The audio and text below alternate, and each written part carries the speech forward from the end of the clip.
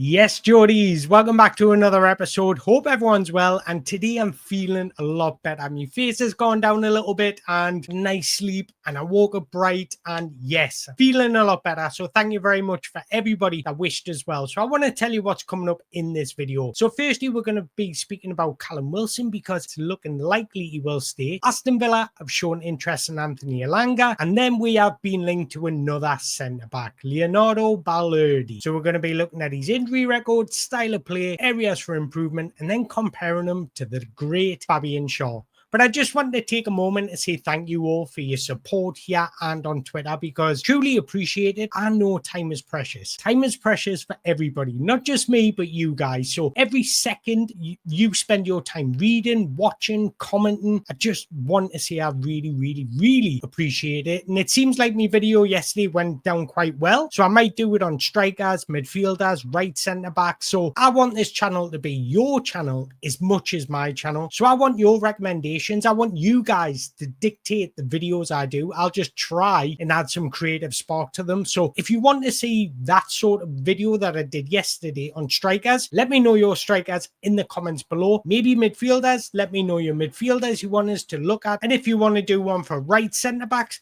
let me know your comments in the below. But we will be looking at a centre-back today, and that's a centre-back from Marseille. But firstly, I want to talk about Callum Wilson because it's very likely that Callum Wilson will stay because there's been little hints that he will stay. And I thought this is great crack from this Rob lad. I don't know Rob. I don't know if he watches. If he does, well done, because this did make us laugh. So Geordie Josh, I'm not quite sure who he is really either, but Callum Wilson has been re-added to Newcastle's official website. To me, this just hints that he is likely to sign the deal. And then Rob added some little bit of banter to it, which did make us laugh. Newcastle are delighted to confirm the signing of England international striker Callum Wilson on a free transfer. Hinting we don't make signings. I just wanted to give my quick thoughts on this because I don't see the point in it. I think Callum Wilson has been excellent for us through tough times. He's been very good for us. So I'm not slating the guy. I don't hate the guy. I actually don't hate any footballer, and he's not a bad footballer, but I just think he's come to his end. We've seen that last season when Isak wasn't available and Callum Wilson did start. He had no impact at all. And for me personally, I would rather Sula be Alexander Isak's backup if we don't bring a striker in. But I think this hints that we're not going to bring a striker in. I think if we got João Pedro over the line, Callum Wilson wouldn't stay because João Pedro can occupy the striker role. But for me, if we keep Callum Wilson, it looks like we're maybe going to bring in a midfielder and a right winger and a right winger only. Somebody that Eddie Howe doesn't really fancy as a striker. And if he plays above Asula, I'm going to pull my hair out because it's time we give Asula minutes. He's ready just to explode. Yes, there's going to be a lot of rawness to him, but he showed last season with these little cameos when the game's tight and we need somebody to come on and just ruffle a few feathers and stretch the game and really be dynamic. That's exactly what you're going to get from Asula. He's going to cause problems, a little bit of chaos in that final third, and he's proven he can score goals. He scored a few goals last season, and that goal where he cut inside onto his left foot and pinged it in the top corner,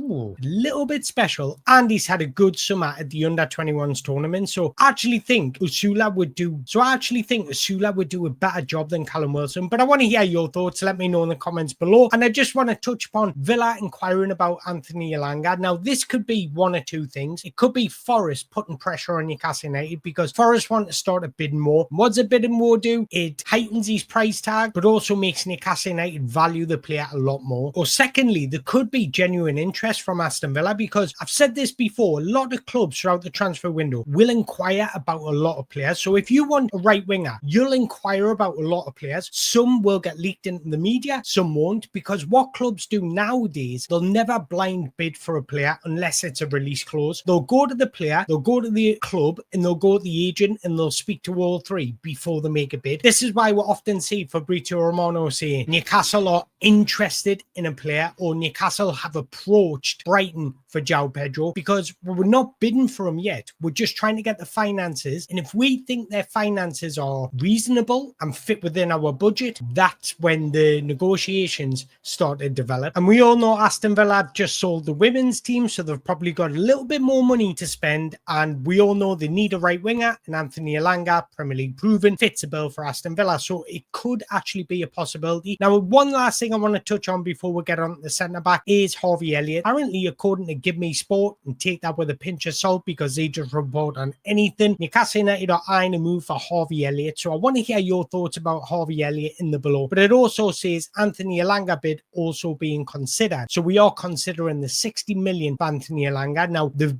links to Aston Villa could have pushed us forward for that.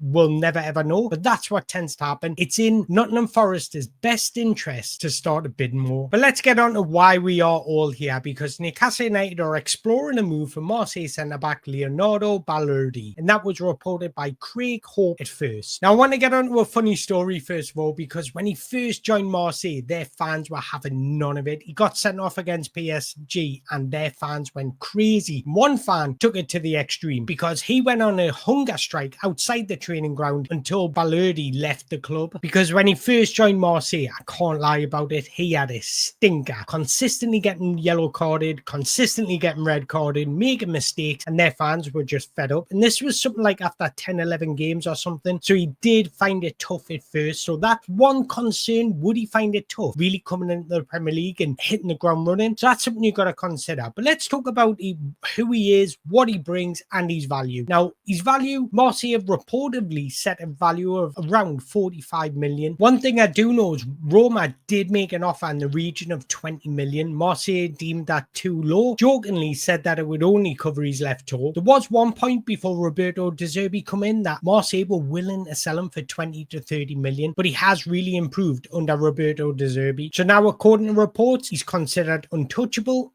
unless a significant bid arrives, and his contract expires in 2028, which puts Marseille in a healthy position. So now let's get into the nitty-gritty about him and look at his key attributes. Now, last night I spent all night watching Marseille games, watching clips of him, pretty much acting like a video scout. So he came through the ranks at Boca Juniors, and then he moved to Borussia Dortmund, where it didn't really click for him, and then he went on to Marseille. He's made 177 senior appearances, and that includes games in the Champions League, so he brings that European experience. He's a modern day centre-back with a blend of traditional Argentine grit, evolving European tactical discipline. And I say evolving because it's not quite there yet. So firstly, we're going to look at his defensive intelligence and his positioning. And one of his key assets is how he reads the game. He's very good at understanding the game and reading the game. And he's a proactive defender. So what that means, he often stepping out to intercept passes or breaking up play before it develops. That fits Newcastle United system because we are a pressing system. So we don't mind our defenders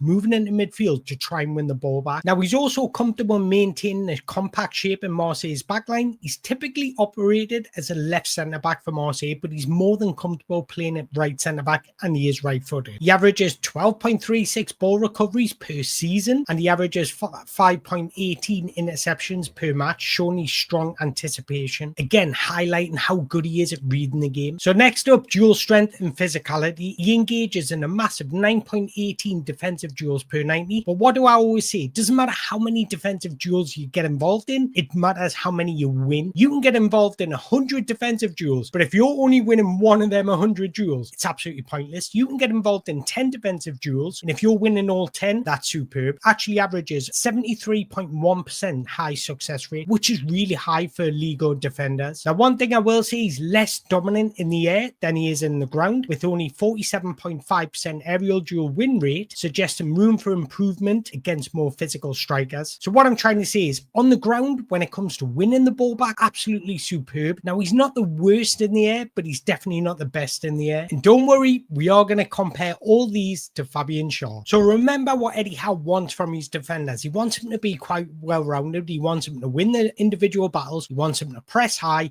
He wants him to be tactically flexible, where they can play in a back three, in a back four, and he also wants him to be comfortable in possession. Now, when it comes to ball progression and composure, he's really comfortable in possession. A lot more comfortable than Fabian Schär, in my opinion. He's often initiating build-up play with accurate and short, medium range passes. He's comfortable carrying the ball forward under pressure, showing composure and decent dribbling for a centre-back. Now, I mentioned earlier that he is a proactive defender. Proactive defender means you want to win the ball back. Now, I mentioned earlier he is a proactive defender. Proactive defender just simply means that you do want to win the ball back as early as possible. You're not as calculated, you're more more physical, aggressive and tenacious. So when it comes to his defensive style, he shows aggressive pressing tendencies. He's more than comfortable stepping into midfield zones to win the ball high up the pitch, which is exactly what Eddie Howe wants from his centre-backs. His heat map and his regained charge indicate his willingness to engage outside the defensive third. He averages just under 1 tackle per 90 in the middle third. So when it comes to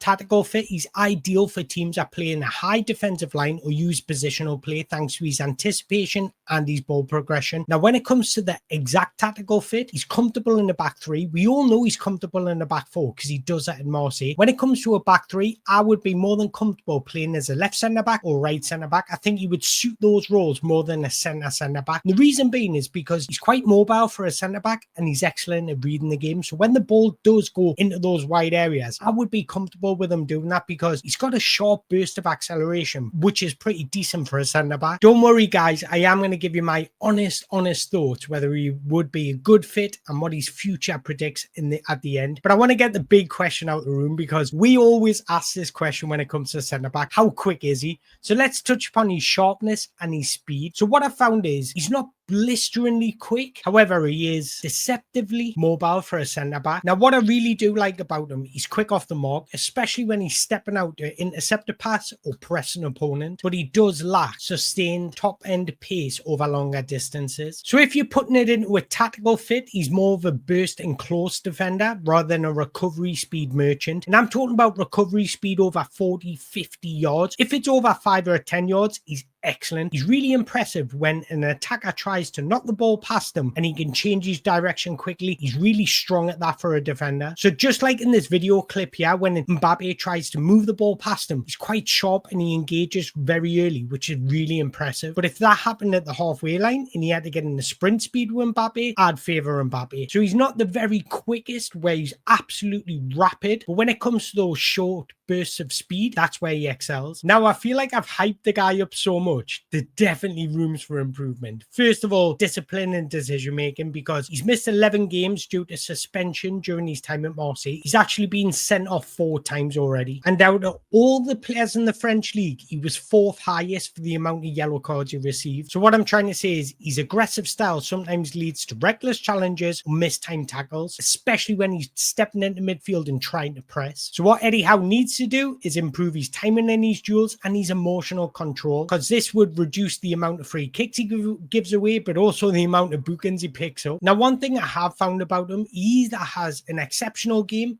or he has a dip in performances, and he does have some noticeable dips. So against top tier opposition, he occasionally is caught out of possession or he struggles with his decision making. Now, I don't know if this is a mental thing where he thinks this guy I'm playing against is good, he overthinks things, or he tries to be a little bit over aggressive. So maybe just calming him emotionally could improve all this. Secondly, and you probably won't like hearing this, but aerially as well. Now, he only wins about 47.5% of his aerial duels. What do I always say about defenders? I need that above at least 50. I need him winning at least half of his aerial duels.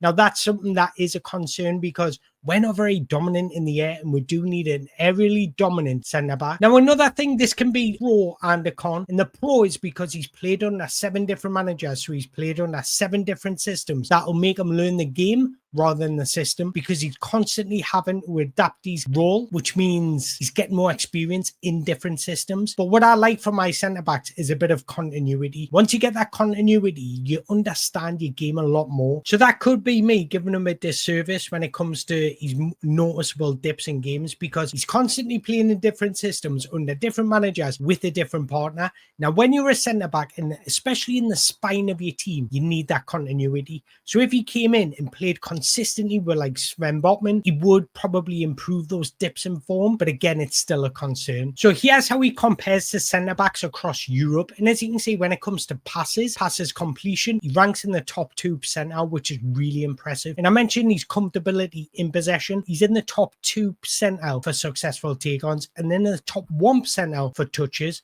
So when you want him to get involved in play, this is where he excels. And this is why he's been excelling under Roberto De Zerbi than any other manager, because Roberto De Zerbi wants to trust in possession. And this is why his price tag is improved under Roberto De Zerbi, because he's excelled under that manager, because that manager wants you to play out from the back. This is where you truly see the benefit of having a centre-back like this. But what really does impress me is his his tackle and interceptions. I mentioned he's a proactive defender. He wants to engage. He's aggressive. He's a tenacious defender. And he's in the top 6 percentile for tackles and interceptions combined, which again just highlights his pressing style and his ability to fit in Newcastle's system tactically. Now, where my concern does come is the clearances, because we do play with a kind of high line, so you need to be comfortable covering. And I mentioned his pace over very long distances can lack, and that shows in his clearances. He's in the bottom 6 percentile across centre-backs in Europe. So how is he compared to Fabian Schär, you see? Well, this is a chart diagram and I have broken it down, so don't go anywhere. So this is how he compares Fabian Schär. And when I say he's comfortable in possession, Fabian Schär is our defender ball player. Even though he's not elite at it, he's decent at it. And if you look at pass completed, pass percentage completed, progressive passes, successful take-ons, touches per 90, he's way out in front of Fabian Schär. Now, you also want your defenders to be good defenders. And as you can see, he wins more tackles and he intercepts more than Fabian Schär. And although he doesn't really excel in the air, he is better than Fabian Schär in the air. So I have broken it down and I've given you my notes from last night. This is literally what I wrote about the two last night. So I put it in a table graph so we can have it side by side. When it comes to positioning, when you look at Balerdi, he's strong anticipation, steps out early to intercept. Fabian Schär is excellent at holding his shape and reading danger calmly. So Fabian Schär is a little bit more calculated when it comes to defending.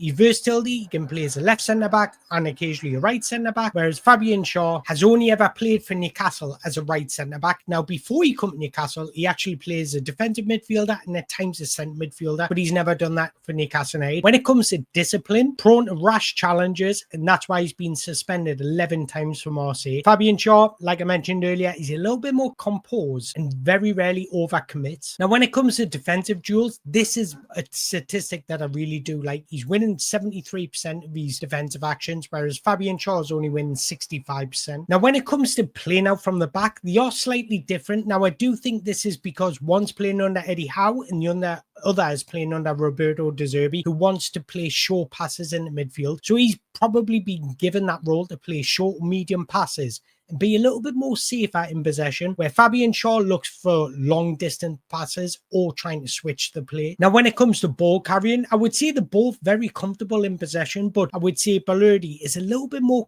comfortable and confident dribbling in midfield than what Fabian Schär is. So when it comes to the ideal system for them too, Balerdi is more of a high line, big presser and positional play. Whereas Fabian Schär's game, he's comfortable in a deep block and it's more of a hybrid press. Sometimes you press in midfield, sometimes you don't. Now, mentally, I mentioned this is an area for improvement. He's aggressive, but he's still maturing. Whereas Fabian Schär is a little bit more calm and calculated, as I mentioned earlier. When it comes to leadership qualities, I would say Fabian Schär does have the edge in this because he's a lot more vocal and he's a key communicator for Newcastle United. So guys, I've told you everything you need to know about this new centre-back and how he compares Fabian Schär. So I'm going to give you my thoughts. I think he's a good centre-back, very, very good centre-back, but I don't think there's another ceiling he can get to. Now, he would do a job for us, but I think that's it. I think this is his peak. I don't think he's going to excel much more than in what he is now. You'll maybe go one level, 2 levels, but we need a defender that's going to go 5 or 6 levels. And considering his age, 26. So for me personally, I really wouldn't turn my nose up at the signing because he is a perfect fit for Eddie Howe. This is the type of centre-back Eddie Howe wants, and he is quite a good understudy to Fabian Schär, and it's a signing. And we all know we're desperate for a signing. 3 transfer windows without a signing. But what I will say is I'm a type of guy that wants to bring in young with a little bit of experience, somebody that's 22, 23, maybe 21, that's played a little bit in senior football, but also has a very high ceiling. So for me, it depends on the cost of the player. If he's going to cost 40, 50 million, personally, I think there's better out there. But it's not just about me. I want to hear from you guys. Would you welcome this signing? Is this somebody that really excites you? Or would you look elsewhere? And if you would, who would be your choice? Let me know in the comments below. But if you've enjoyed this video as usual, make sure you hit that like button, support this channel, click subscribe if you haven't already done so. And once again, I just want to say I appreciate your time. Honestly, really do. And one last thing to say, away the lads.